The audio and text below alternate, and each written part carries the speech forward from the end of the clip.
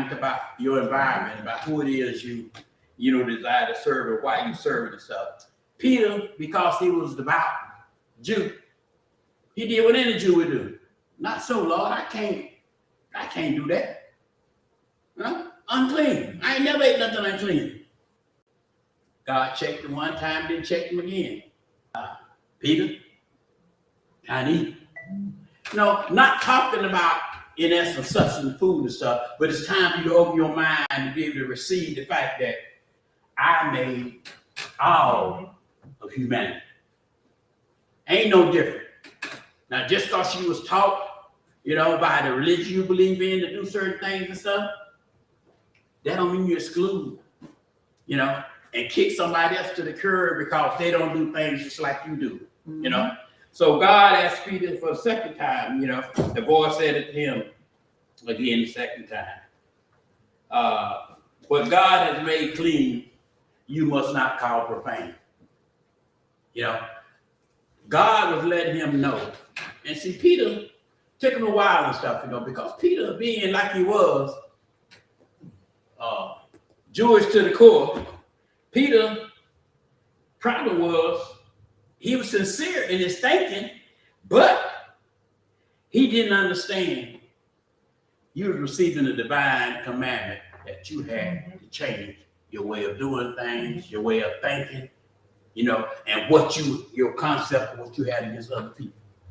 See, it's hard for us, as Christians sometimes, to accept people who don't come to church. We may cater to them. Let's be for real. We cater to them because some people even in the church with have no dealings with. And if you're going to bring outside into God's house and you're going to make suppositions about why this person shouldn't be here, why that person shouldn't be here, if she will, I use an example. My sister that wanted to quit when she first came to New Bethel all the years ago. How long you been here now, Sharon? 10 years. 10 years. Sharon wanted to quit. Sharon was going through something in the strain, and she was catching obstacles from inside the church and stuff, as well as from outside. And one day we had a conversation. I said, Sister Sharon, you can't quit. She said, well, maybe it'd be better, Frank. I said, is it where God sent you or not? She said, yeah. I said, God sent you here to say this is where he wanted you to be, then guess what? Don't let nobody run you away from where God sent you. Now, 10 years later, not only has Cheryl been a great addition to the community, she's also been an excellent addition to the New Bethel Church, all because she stood on the ground. If God sent me here, why should I leave? And see, sometimes when you look at people and stuff, if you're not and you can't see, God gonna judge one thing when it comes to telling us whether we was right or wrong. Yeah. If the heart ain't right, I don't care how much money you give. I don't care what you do, what position you hold within the church. And this is what God was trying to get close to Peter. Your position, your ethnicity, all that superficial stuff don't mean nothing. That ain't what God wants from you. God wants you to have a clear mind and a clean heart, to do his will and do his way. You understand? Mm-hmm. Jesus didn't sit down there, 12 disciples, 12 ordinary men. Read a book one time. Nothing great about these folks. These folks was plain old fishermen, tax collectors, nothing. In fact, that in a worldly spirit, if you had to pick them, you would have. I ain't messing with him. Tax collector, hated by your own people. Matthew was one of them kind of people that would have picked up a rock and threw it 10 times, Sheriff, they could have to kill him. Nobody couldn't kill him? Because he working for the Romans. You understand? The Romans. The Romans is somebody try to hurt you, guess what the Romans do? And that's what you're looking at the inside, you're looking at stuff, my race, my whatever I'm doing as important. God seeing what kind of heart you got. You know, you got the kind of heart that gonna show love and love people who they are. We talk all the time about I what, but who I am and what I am.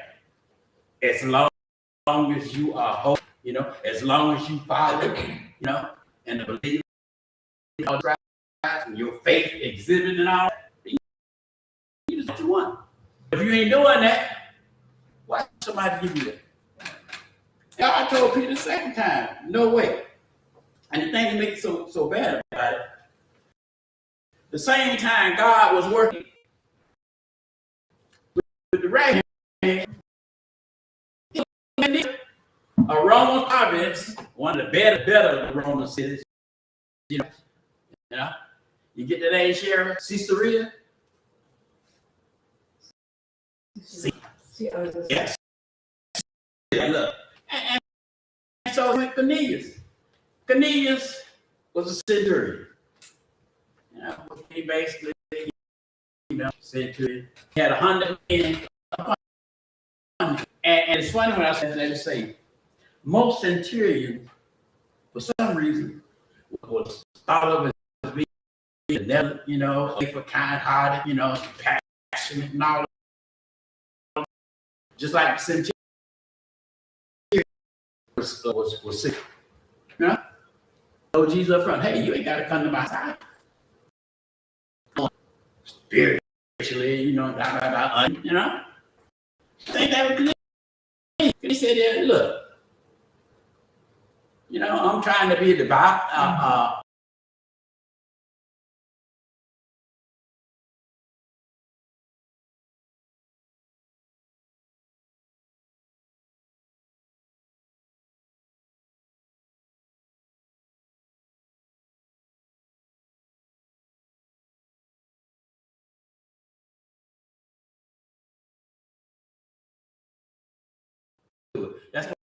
That's where Cornelius fit. Mm-hmm. He was a confessor, you know, because for the simple fact, the Jewish community wanted all the people that converted, you know, to be devout, circumcised, do the same thing they did according to the Mosaic law. And guess what? God said here saying, it don't take all that, you know, to be a Christian. It don't take all of that to be saved. Jesus done came and died, but his people, his apostle, Peter, head of the list. One of the biggest arguments that Peter and Paul had was, Peter said, you got to do this way. Paul said, that ain't my calling. God called me to be the disciple, you know, to Gentile. Now, your calling was different. Your calling was to be a disciple to your people, the Jews. So, you know, when you're looking at how people think and why they think, well, Cornelius, you know, was confessing. You know, he had all the implements, like we say today. You say what's politically correct, Sister Cheryl, when you come in. Oh, the Lord is the head of my life. But you ain't serving nobody nothing. You know what I thought was weird about that whole thing when I read it this morning is that, you know, he's described as a God-fearer. Yes. And then it says, he immediately sends 2 slaves. And then I was just like, it just hit me as like, okay. But it just goes to show you that, you know, from the beginning of time, power over other people has just always been kind of accepted. It's just like whoever is the most powerful. If it's a culture thing, a society thing, and the Romans always had slaves. The Romans didn't believe in doing no work. Yeah. So, you know. Say some people were slaves because of debt. Yeah. And some people were slaves. I remember last week, I think it was a week before, they talked about people, if a person was a slave and they worked after that, with the Jubilee year. Yeah, 7 years. They were free. 7 years. But if they allowed themselves to stay there, if they wanted to stay with that master, then they would stay for life. Yeah. You know, so they had all these rules. Yeah. But, it just kind of like perked my, you know, thinking. It was like God-fearing, and then send your slaves. It's like, Well, I'm trying to like look at it. make that make God-fearing sense. man, Right. he might have treated the slaves better than the other Romans did. Well, even in America, when Yeah. people came to America, like the state of Georgia was established as a slave, as a prison state. Well, Yeah, the Native Americans, they the were- Native Americans, took other tribes and made them slaves Right, to yeah. themselves. Yeah. Right, oh, yeah, in warfare. Everybody- Like Georgia was established. Yeah. As a slave state. Well, not only Georgia, most of Carolina. Put in Georgia or wherever, established as keep slaves. So if you were a slave state, it meant that it was always gonna be lawful. If I you mean, were, not as, slave state, as we look at it, I'm talking about like a place where they would put people to be slaves before they come. Let me give you a good example. On this thing. Kansas, Arkansas, and Kansas at one time was one territory. Yeah. Kansas was established because Kansas wanted to be a slave state. okay, Arkansas did. So they drew a line. they split. Okay. And because, nothing bad. People always had, it's always been slave. It's like the less we had, like Vermont said, like, poor people always been with you. Gonna always be poor people. Right. But the point is that if a person chooses to do that, that's one thing. But don't exert your power and your influence over somebody else just because you say, well, I'm big enough, bad enough to do it. Well, it's othering, right? It's Yeah. othering somebody. Yeah, you're not getting that. You're not, and that's not the God accepted way of doing things. We talk all the time over here. Hey, love. What's the two greatest commandments that we adhere by? Recite every Sunday. Love who? Love God. Love your fellow man as yourself. And for some people, it's all conversation. See, some people have no intention of treating everybody as equal. The problem we got today is that a country founded on religious principles is anything but religious at this stage, this day, and this time. Yeah. You understand? They could care less. Most people now motivated by two things: power and greed. And at the bottom of all of it is mean greed. All about the money. All about the money. How does this lesson relate to all the other, like Muslims and all? They say, Muslims don't, they have a separate, they're not believers. But look at Khadijah, he was he didn't follow the Jewish rule, but he was doing the right things, like giving people fun, helping them with that, whatever else. And I think one of the scriptures, Reverend, what it say, like, I have another. Yeah, you passed. Yeah. Some we always say, and always depends on which one you read. Not everyone that says to me, Lord, Lord. Yeah. Share heaven.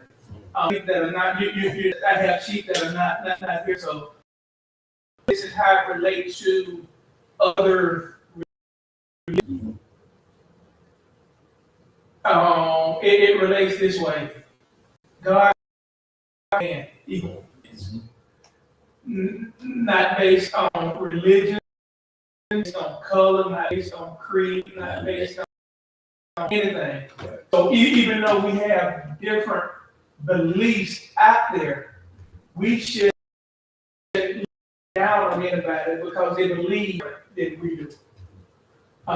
We should look down on nobody because they praise differently than we praise. So that if you're looking at it from a world religion standpoint, Christians yes we believe. People don't believe in Christ. Right. Do that makes us better than them, or do that make them better than us? No. Everyone. I go back to everyone is created equal. And also, he says, every tongue shall, every knee shall bow. I can't make nobody confess. I can't make nobody bow. That is in his time. So what I have to do is make sure I'm treating everybody the same. No matter. I don't go with religion. No matter if they're Muslim, no matter if they're Jew, if they're Buddhist, no matter what I say, if they I still treat them as a neighbor. I still treat them as I want to be. Jesus Christ. Mhm. Can they go to heaven? I mean, like you have more Muslims in the world than any other religion. So all of these people that's not in Jesus Christ, the Holy Will, all that. That's not true, bro. Well, I will answer it this way.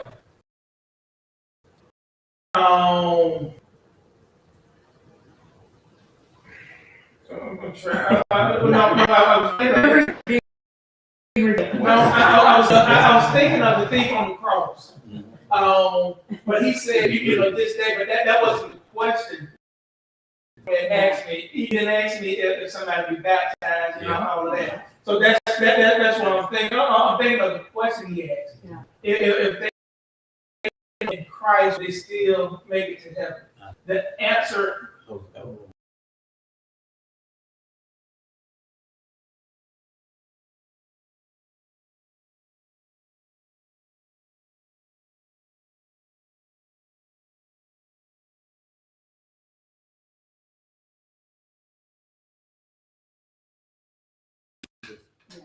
Just don't believe that.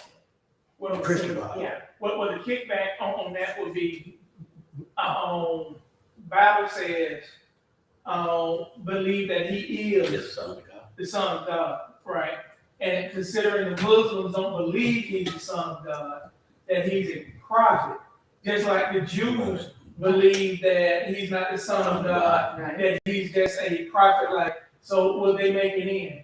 And my answer is this right here. I can't answer that question. Amen.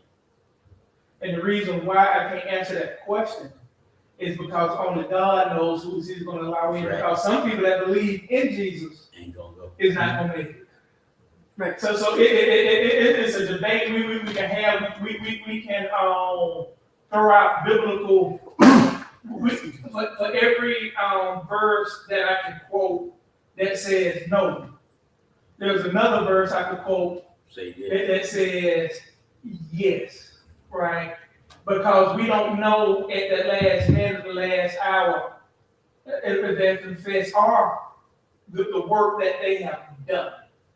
So that's why I say I'm careful when I say it, because I do believe that we have to confess Christ. The thief on the cross was baptized, but he confessed. On your dying bed, if you confess with your mouth and believe in your heart that he is Lord, then you enter in. So my best answer is I don't have a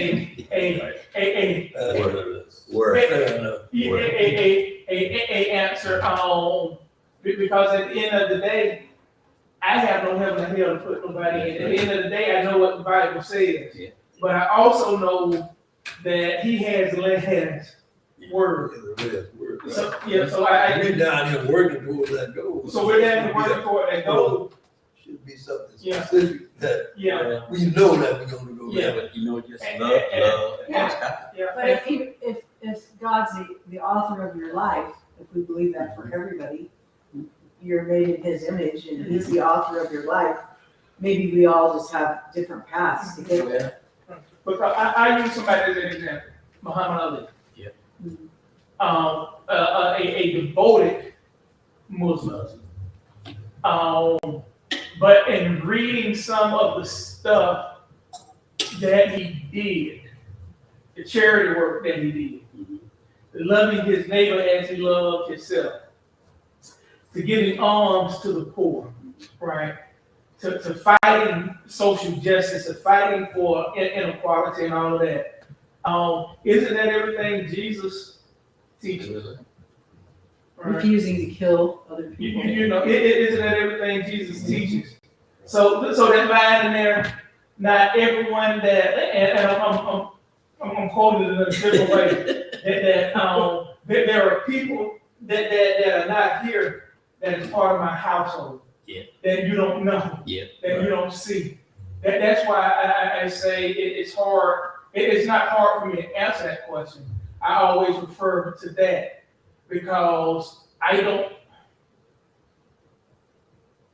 I'm not going to beat somebody down for the stuff I don't know they're not doing. Right.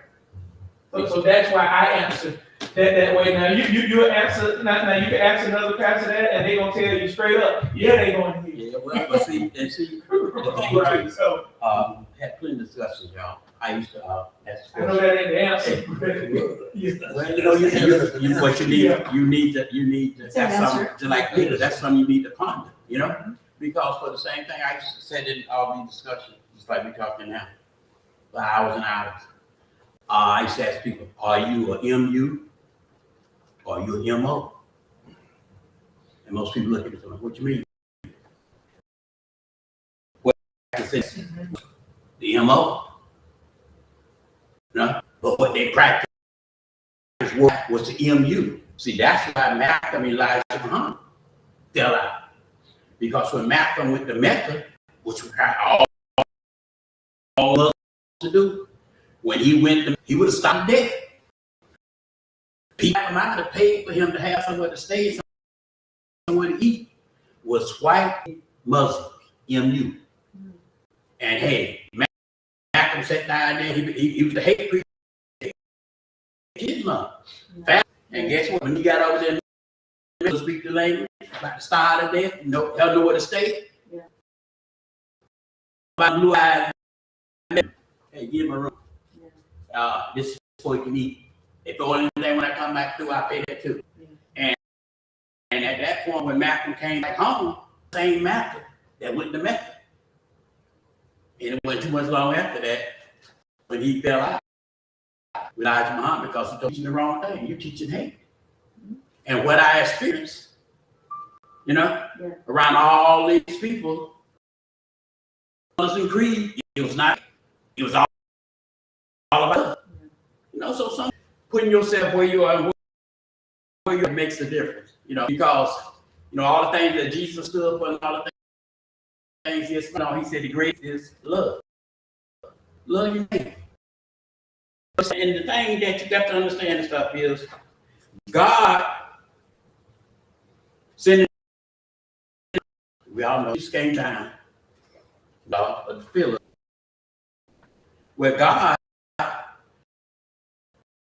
here, who better pick than Peter? Who wanted to go preach this? You know, inclusion, not exclusion. You done excluded these people, you know, for all this time. What God said, my son done came, my son done died, and my son was the difference. So now, y'all gonna have to make the change. You gonna have to start including these people as part of my creation. Somebody that you pushing to the side. You can't tell me black people, it's on a matter of time. God ain't gonna let what he ain't gonna close, you know? I don't care how long you get away with it. And it's hard for me to fathom, God, why you gonna wait to the end to separate the good from the bad, the sheep from the golden, the wheat from the tares, you know? Why you can't do something that's not? You know, then I'll come down, well, the book say, we all, since the 50s, you know, and since Golden Right Bill, 65, etc., Golden Right Act 64, things that got better. Sure, in most cases today,